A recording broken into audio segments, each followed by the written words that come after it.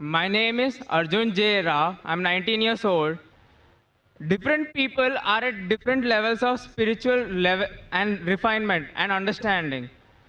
I think Islam is for people who are already quite advanced at the spiritual understanding.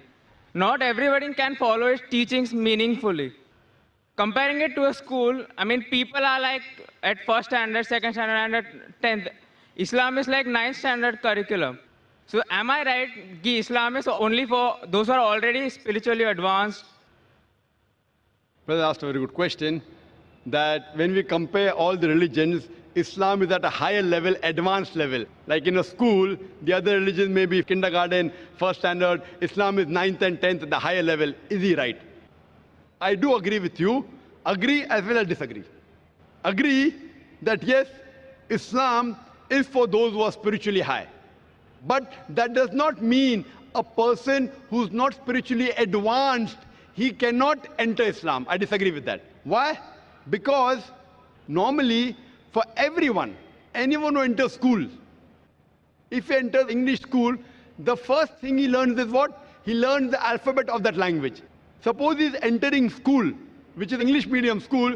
In nursery, he will learn A, B, C, D, correct? So, in Islam, even if a person is not spiritually high, when he enters school, the minimum he should follow is Tawheed. The basic ABCD of English language is comparable to Tawheed of any religion. Tawheed means believing in one God.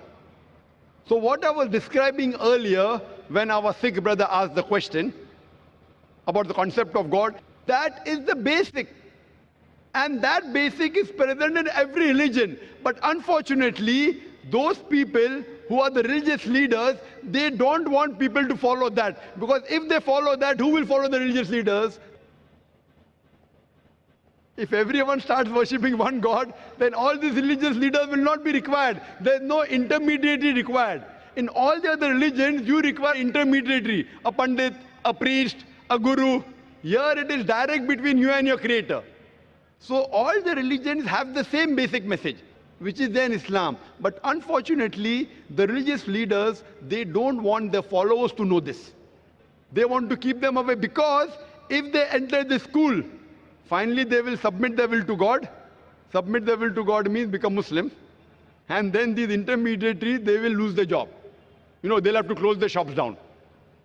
So that's the reason. Otherwise, all the religious scriptures, even though they have been changed, Almighty God, He got only one religion for all the human beings.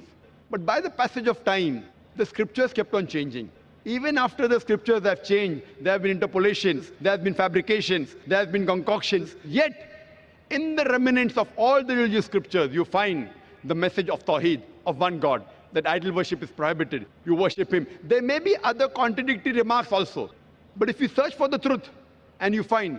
So what I say, irrespective, the moment you realize that there's a creator, which I shall discuss tomorrow in detail, then you realize what is the purpose of your life.